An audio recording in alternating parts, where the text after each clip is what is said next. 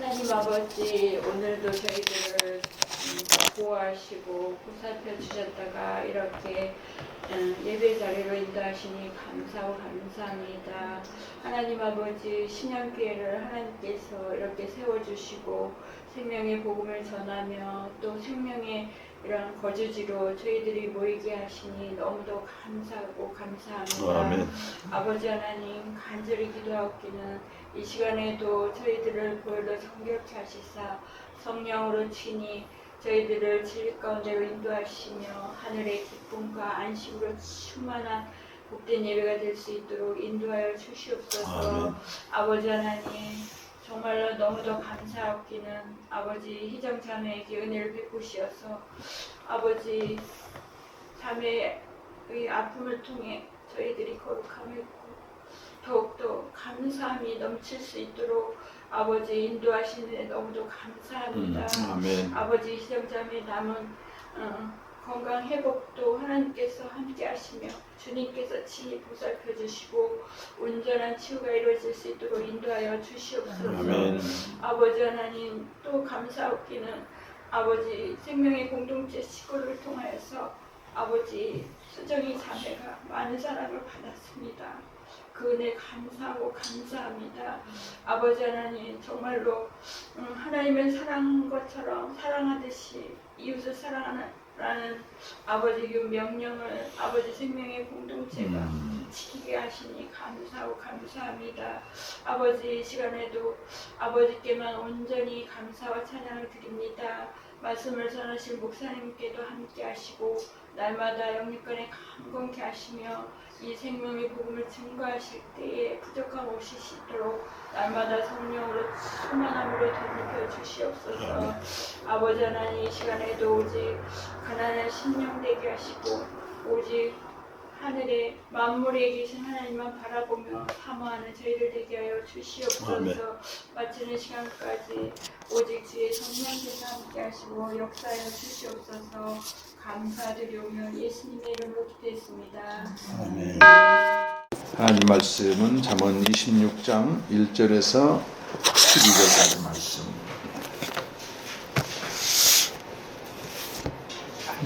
한 절씩 교도하겠습니다.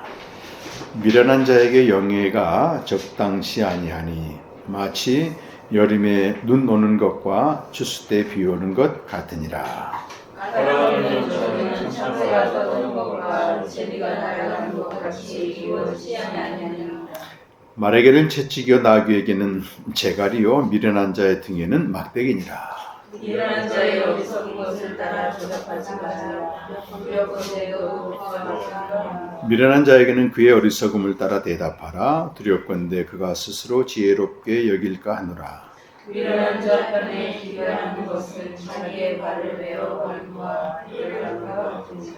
저는 자의 다리는 힘없이 달렸나니 미련한 자의 입의 잠언도 그러하니라. 미련한 자에게 열매를 주는 것은 물을 물에 매는 것과 같으니라. 미련한 자의 입의 잠언은 술 취한 자가 손에 든 가시나무 같으니라.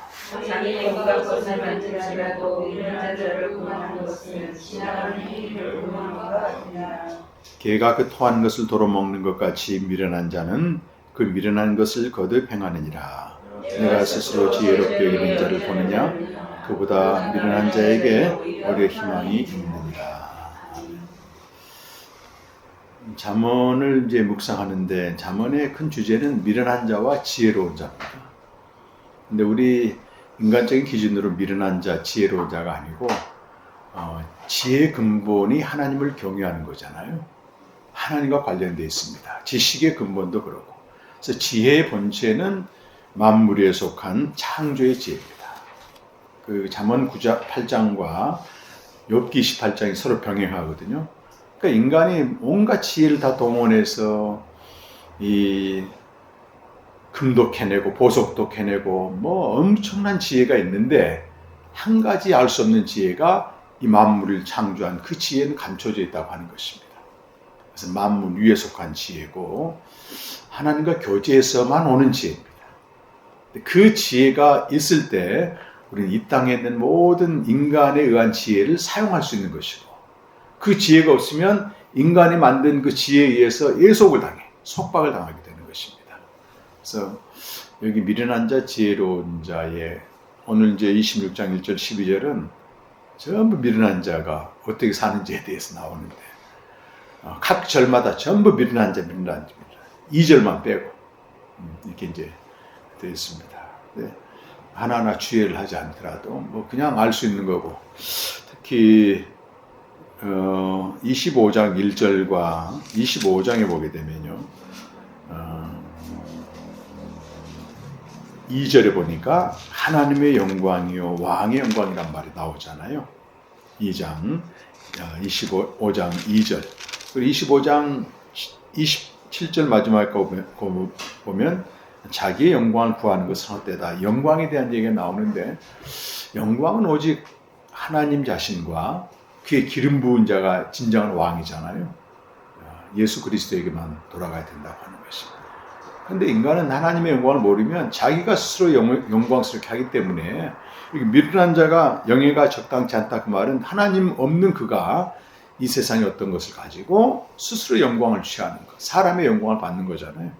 이제 그걸 얘기하고, 2절에도 마찬가지입니다. 까닭 없는 저주는 의미가 없는 거예요, 사실은. 참새가 떠돌고 제비가 날아가는 같이 이루어지지 않는데, 이 까닭 없는 저주가 들어올 때 어떻게 돼요? 참새가 날아가듯 제비가 날아가듯 날아보내야 되는데 내가 붙잡고 있으면 어떻게 돼? 그게 이제 우리에게 고통이 되는 거잖아요. 그 지각의 현상학을 얘기한 그 메를리 봉띠가 그 3000년 철학사를 다 정리해 나가면서 우리가 머리로만 지각하는 게 전부가 아니고 몸 자체로 지각하는 게 더 중요하다. 그런 말 들어봐요. 몸이 먼저 반응한다고. 이렇게 사고 경험 있는 사람들은 탁 놀래거든 몸이 먼저 반응하거든.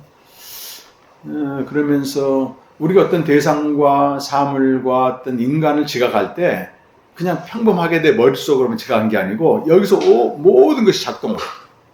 온 몸에서. 몸이란 말은 단순히 물질만 몸이 아니고 그 안에 들어있는 정서나 또는 소원이나 욕망이나 내 감정이 다 들어가 있는 거예요. 그러니까 어떤 사람이 어떤 말을 했을 때, 태도를 보였을 때 내가 어떻게 지각을 하냐면 내 속에 있는 모든 걸 종합적으로 가지고 지각을 하는 거예요. 그럼 저 사람은 전혀 그런 의도가 없었는데 나는 그걸 가지고 괜히 오해를 하고 또 불만을 하게 되고 막 이래. 까닭 없는 저주도 그런 겁니다, 사실은. 그런 걸 우리가 귀담아 들 필요가 없는데 내 중심 가지고 내가 형성된 전이해를 가지고 지각하게 되면, 특히 이제 목회할 때 이런 게 많아요. 성도들이 어떤 이번 주일에 안 나왔다 그러면 이제 그냥 안 나온 걸로 받아들이면 되는데, 이 안에서 내 모든 기대와 소원과 감정이 복합적으로 작용해가지고 내가 옛날에 그랬었어요. 뭐 시험 들었나 또 뭔 일 있나 온갖 작동을 해.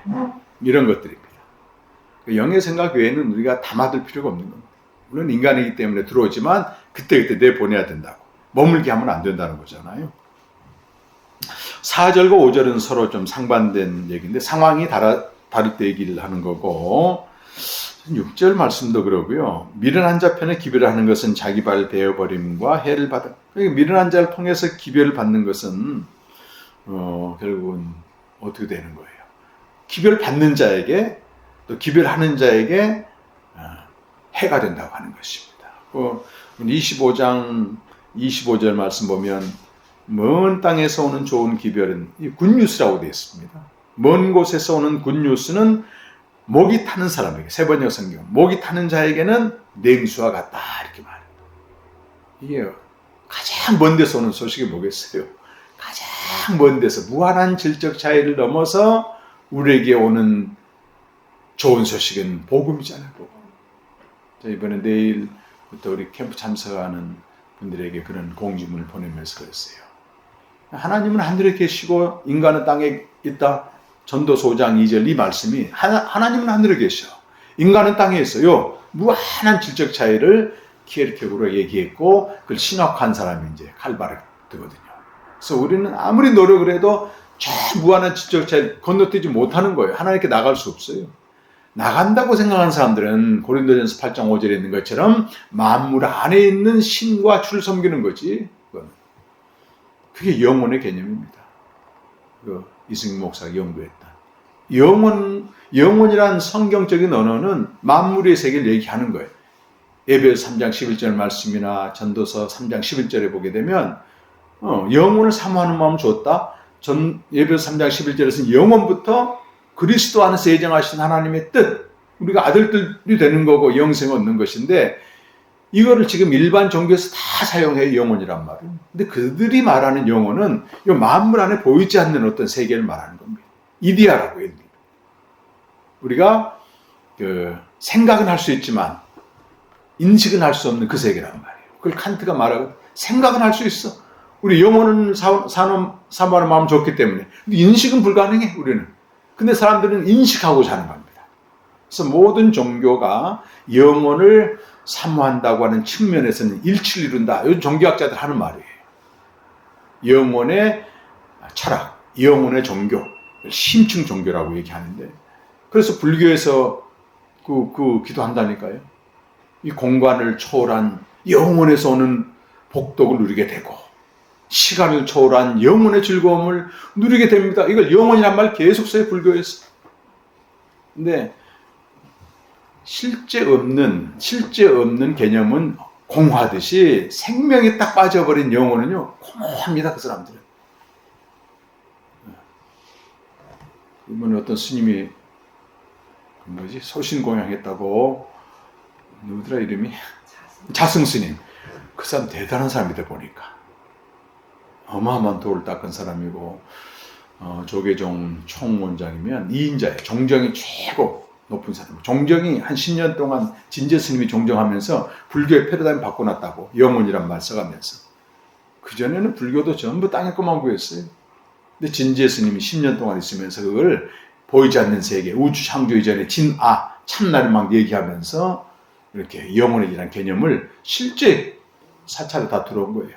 근데 그 밑에서 자승 스님이 엄청난 일을 한 겁니다. 그리고 동국대 이렇게 거기서 이사장도 하고 하면서. 근데 그 사람은 어떻게 돼요? 사실은 공허한 거예요. 공허한 겁니다. 공허한 겁니다. 환산 스님이라고. 그분도 이제 데오도르 박이라는 이름으로 활동하는데, 하버드 대학 나와가지고 로스쿨 다니다가 인생의 의미를 찾고자 저 인천의 용화산가 거기 들어가서 이제 30년 동안 수도했는데, 딱 나올 때 보니까 공허형백이 비일공짜인 거예요. 그 자기가 참선한 것만 가지고 책 팔고 강의하면서 먹고 살고 있잖아요, 지금. 없습니다. 이게 없어. 그 실제가 생명이라고 하는 걸 이제 이승 목사가 굉장히 강조를 하고, 영혼은 영생의 외연이야. 알고 싶어 하는데 껍데기만 있는 거지. 근데 영생은 영혼의 저 깊은 심연이다. 그런 표현을 썼더라고요. 아주 좋은 표현인 것 같아요. 그래서 우리가 이런 멀리서부터 무한한 질적 차이를 넘어서 오셔서 죽으시고 부활하셔서 생명을 줬다고 하는 거요. 그러니까 이게 실제가 된 사람들은 그냥 터져 나오잖아요. 찬송. 하나님이 세상을 이처럼 사랑하사 독생자를 주셨으니 이는 절 믿는 자마다 멸망치 않고 영생을 얻는다. 그게 실제가 됐으니까 외치는 거예요. 그게 그냥 이게 전도용 성구가 아니라고. 그게 3장 13절 14절 15절 요한복음 있는 기원과 복음과 생명에 대한 눈이 열린 사람이 3장 16절에 화답하는 거잖아요.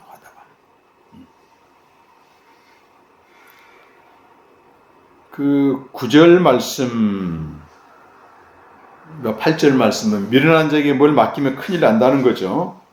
영예를 맡겨도 안 되고, 그가 하는 말은 술 취한 자의 손에 가시나무 같다. 그러니까 잠언은 귀한 말씀입니다. 복음이라고 얘기할 수 있어요. 10절에 보면 장인이 온갖 것을 만들어도 미련한 자를 고용하는 것은 지나가는 행위를 고용하는. 지나가는 행위는 그 사람의 정체가 불분명해. 근데 아무나 잡고 중요한 일을 맡기겠어요? 미련한 자에게 일을 맡기는 게 그거 똑같다, 그 말이에요. 이 부분 묵상하면서 정말 우리가 주의 일을 하면서 그 주님께 낯선 자가 되지 않아야 되겠다. 그분과 친밀한 교제하면서 이렇게 복음을 전해야지. 주의 일을 해야지. 그래서 그 마가복음 3장 13절 이하 보게 되면 예수님이 이제 자기가 원하는 자들 제자로 부르시고 첫 번째 한 일이 자기와 함께 있게 하는 거, 교제야. 교제가 본질이라고. 그 다음에 내보내고 그 다음에 능력을 행하게 하시는 거지 주님과 함께 교제하지 않는 일상은 우리 마찬가지입니다. 오전에 이 보국주식교회에서 무슨 일 하든지 죽게 하듯 하라고 하는 골로새 말씀으로 전했는데 우리가 결혼 생활을 얘기를 했어요. 결혼식은 감격이거든. 결혼 생활은 이제 고난의 시작입니다, 사실은. 신앙생활도 처음 시작할 때는 감격해. 우리가 복음을 알고, 생명을 알게 되고, 막 충만하잖아, 그때는. 근데 그걸 가지고 신앙생활 하는 게 아닙니다. 박영선 목사님이 메시지 할 때 아주 중요한 얘기 하더라고. 현실은 감격으로 하는 게 아닙니다. 뭐 그런 얘기 하더라고. 신앙의 현실은 치열한 싸움이에요, 사실은. 싸움입니다. 근데 신앙생활을 감격으로 바꿔버리는 게 구원파 박옥수라는 거예요. 거기 가게 되면 막 취해 있거든. 죄 용서 받았다, 죄산 받았다, 또 군중들이 얼마나 또 군중 심리들이 사로잡아요. 근데 신앙생활은 감격이 아니고 매일 우리 말씀 앞에 나가는 게 무슨 감격입니까? 이렇게 거기서 오는 한 줄기 빛과 한 모금 생수를 얻어 마시고 그러면서 하루를 겨우 견뎌나고 그러면서도 힘들어서 비명 질리고 이게 우리 신앙생활이지 뭐 감격이야. 결혼생활도 그래. 이제 수정이도 그럴 거라고. 오늘만 같은 날이 어디 있어, 결혼생활이. 그때부터 이제 인내가 필요하고 고난이 필요하고 그러면 성장해 나가는 겁니다.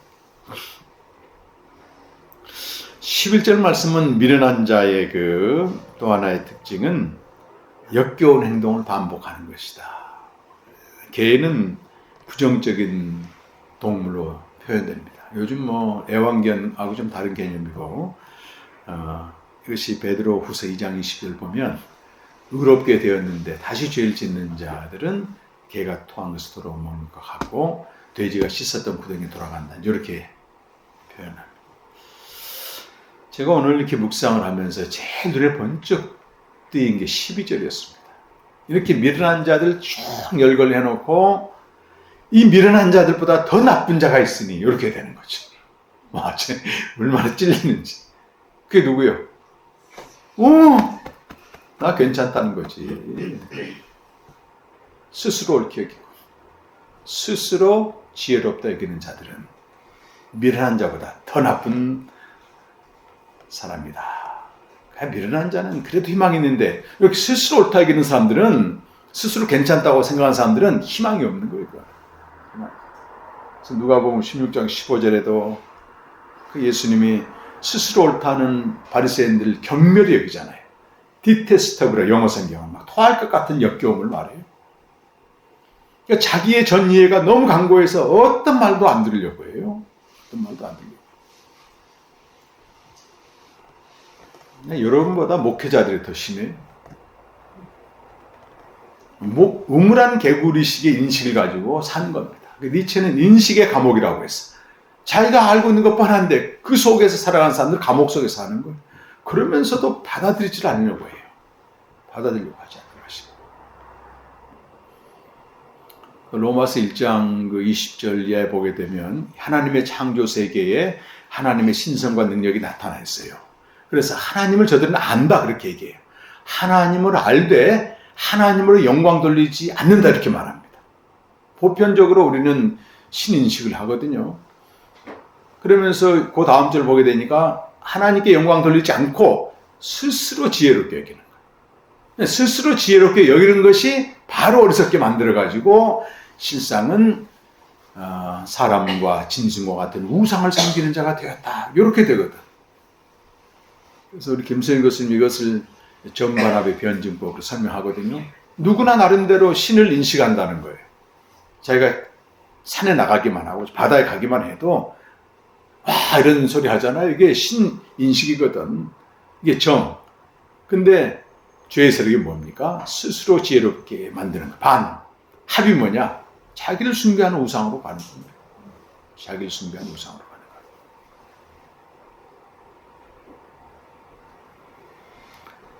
거예요. 스스로 지혜롭게 여기는 자가 미련한 자보다 더 나쁜 자다. 우리 계시록 가서 말씀 마무리하겠습니다. 요한계시록 3장에 가보면요. 꼭 이런 교회가 있었어요. 자기들은 아무 문제 없다는 거지.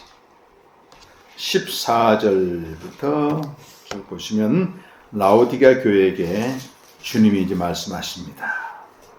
아멘이시고 충성되고 참된 증인이고 하나님의 창조의 근본이신 이가 이르되. 15절, 16절, 17절은 라오디게아 교회의 영적인 상태를 말하잖아요.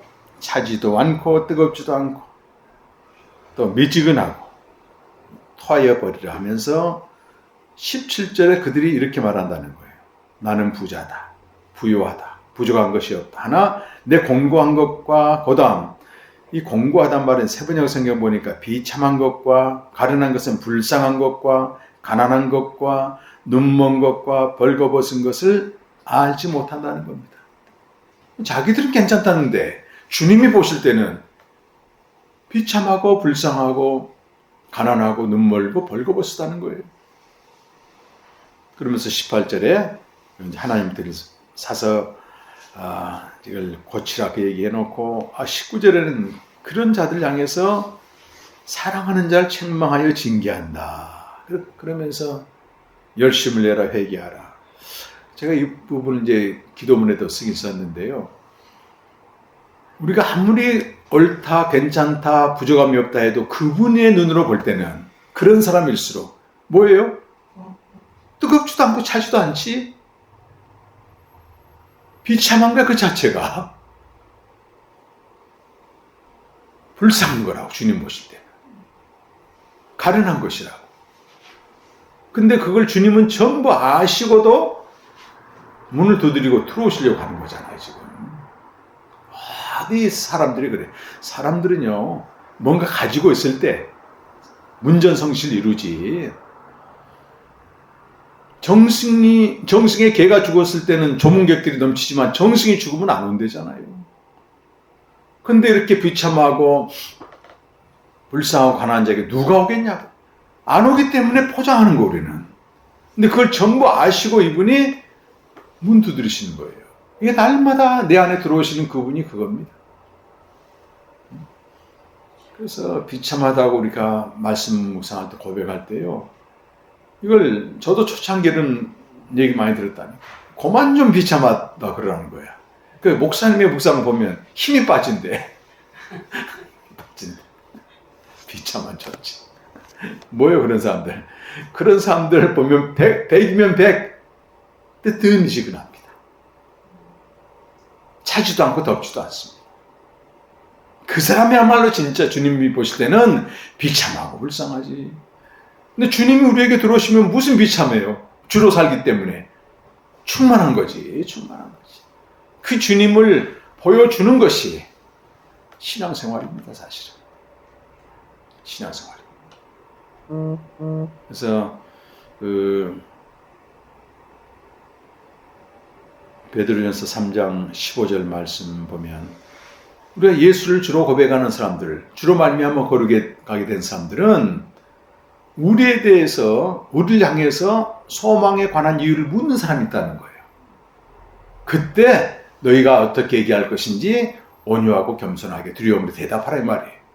그러니까 전도는 나가서 하는 게 아니고 삶의 현장에서 우리의 모습을 보고 비기독교계에 있는 사람들이 질문이 일어나요. 질문이. 그걸 하란 얘기잖아요. 물어볼 때 대답하란 얘기지. 물어볼 때 대답을 해. 3번은 그 박영선 목사님한테 미국에 있는 목사님이 이게 상담을 했어. 교회를 개척했는데 1년 동안 아무도 안 와. 계속 기도만 했대. 그러니까 이제 박 목사님이 목사님 빨리 직장을 잡든지 아니면 알바라도 구하십시오. 택배라도 하십시오. 절대 예수란 말을 꺼내지 말고 목사란 얘기도 꺼내지 말고 열심히 택배하십시오. 열심히 택배. 근데 혹시 사람들이 목사인지 알아봐가지고 목사님 아니세요? 그럼 네 목사입니다. 왜 전도 안 하세요? 당신들한테 왜 내가 전도하냐? 구원은 하나님 은혜 주셔야 된다. 당당하게 얘기해. 당당.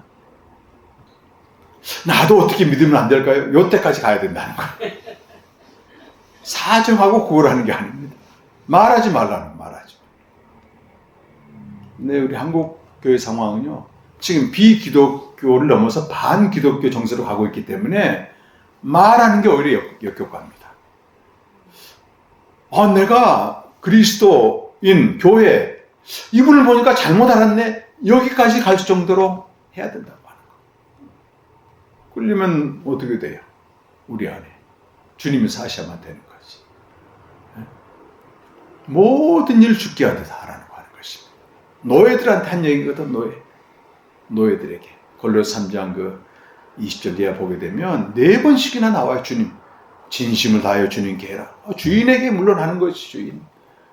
그리고 마음을 다하여 눈 가림만 하지 말고 주님을 경외함으로 전심을 다해서 살아. 너희는 주인을 섬기는 게 아니고 주 그리스도를 섬긴다. 다 이렇게 주님과의 맥락을 맞춰 놓는 거예요. 사회 질서의 개혁이나 사회 구조를 바꾸라는 얘기가 절대 아닙니다. 그거는 주님의 몫이에요. 만물을 통치하시는. 근데 그거 하겠다고 덤벼가지고 교회가 정치 악용되니까 마르크스 같은 사람이 나타나는 거예요. 혁명해야 된다고. 이념으로. 그런 에너지 가지고 내게 주어진 그 자리를 죽게 하듯 해나가게 되면 상이 주님께 온다는 겁니다, 여러분. 야, 대단하잖아요. 묵묵히 하는 것입니다. 나중에서 알았어요. 야, 우리 박형 씨가 교회 다닌 거야? 주님 믿었던 거야. 이럴 때 놀랜다고, 놀래. 뭐가 다르다. 그때 이렇게 이미지가 바뀌어지면서 그리스도가 전해지는 것입니다. 희귀합니다, 그런 사람들이. 근데 잘못하게 되면 근본주의 신앙으로 가게 되면 딱 교회에서만 으쌰으쌰하고 여기서 내적 경험, 체험, 성숙하려고 하고 세상과는 완전히 문 닫고 사는데 그것처럼 주님이 안타깝게 생각하는 게 없습니다. 그러면 성육신에서 안 오셨죠, 그분이? 저 하늘나라에서 뭐하러 오셨겠어요? 저기서 명령만 하시지. 직접 삶을 통해서 그분의 영광이 드러났기 때문에 날마다 그런 주님을 모셔드리고. 그래서 저는 오늘 너무 놀랍게 깨달은 게, 이 미련한 자의 목록을 보니까 끔찍해. 근데 그보다 더 끔찍한 것이 바로 나다. 스스로 지혜롭게 여기는 자에서 얼마든지 그럴 수 있습니다. 얼마든지 난 틀렸다. 이렇게 얘기해야 되는데 안다고 생각하는 사람들은 사실 모르는 겁니다. 그래서 이제 한 주간에 우리에게 주어진 삶의 자리에서 주님을 모셔드리면 더 이상 비참한 자 아니잖아요. 너무 존귀한 자입니다. 존귀한 자로서 주님이 우리를 섬겼듯이 세상을 섬기는 것입니다. 그때 주님이 함께 하십니다. 주님이 드러납니다. 멋지게 사셔야 됩니다. 실력을 갖추면서 내공을 쌓아가면서 이렇게 해야 됩니다. 당당하게 우리 대현사님 손님들 타면 당당하게 안녕하십니까, 어서 오십시오. 이렇게. 근데 이렇게 체격이 좋으신 분이 기사님이 그렇게 인사하면 얼마나 그분들이 뿌듯하게 생각하겠어요. 미소 띤 얼굴로 이렇게 이제 해야 됩니다. 예의 바르게 그러면 됩니다. 거창한 구호가 아니고요. 그 사람이 훨씬 빛과 소금이 되지. 물론 용기 있게 외치는 사람도 있긴 있어요. 근데 그것이 어떤 면에서는 또 역효과도 가져오게 됩니다. 너희들만 천국 가냐, 이렇게. 종의 기원을 쓴 누구지? 다윈이 원래는 목사 되려고 신학교 갔어요. 근데 교회에서 뭐라고 말하냐면 예수 안 믿으면 다 지옥 간다니까. 자기 형도 교회 지금 예수 안 믿네. 자기 친한 친구도 안 믿네. 그럼 다 지옥 가면은 이런 게 어디가 있냐. 나도 안 믿는다. 이래가지고 바뀌어진 거래. 무신론으로. 그러니까 예수 천당 불신 지옥이라고 하는 구호가 의미 없이 외쳐질 때는 굉장히 파장을 일으켜요. 그런 정도로 돼버립니다. 기도하실 때 주님이 내 안에 봐야 됩니다. 얼마나 내가 주님 없으면 이렇게 주님 없으면 비참하고 불쌍하고 가난하고 헐벗고 벌거벗은 자인지 봐야 됩니다. 주님이 없이는 하루도 내가 살 수 없습니다. 주님이 없이는 살 수 없는 은혜를 주셔서 너무 감사하다고 지난번에 우리 태전사님 기도 제목을 했는데 너무 와닿더라고. 이게 얼마나 힘들면 주님이 없이는 살 수 없는 이 상황을 주는 거, 그걸 감사하다고 하잖아요. 계속 나가시기 바랍니다. 다 같이 한번 기도하겠습니다.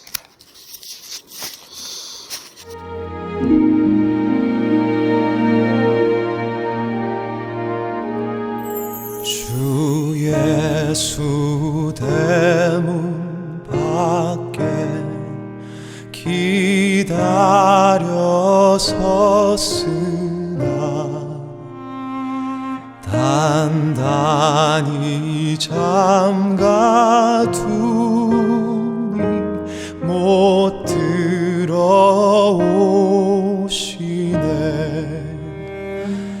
나 주를 믿노라고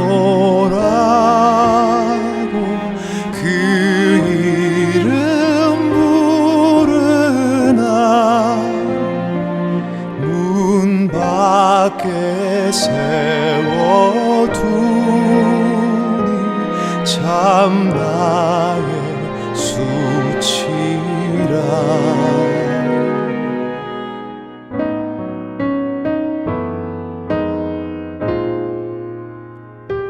문 두드리는 손은 못 박힌 손이요 또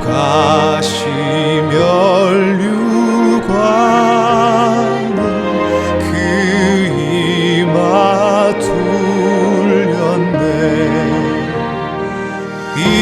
이처럼 기다리심 참 사랑이로다.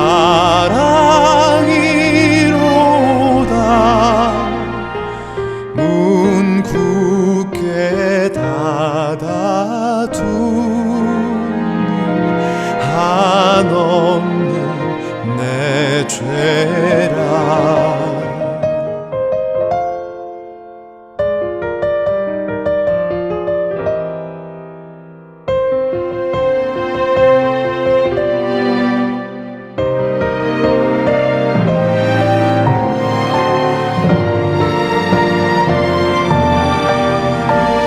나 주를 믿노라고 그 이름 부르나 문 밖에 세워두니 참 나의 수치라. 이처럼 기다리심 참 사랑이로다.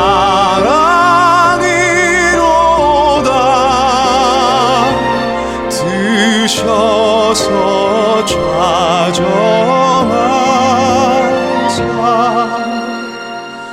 떠나지 마소서.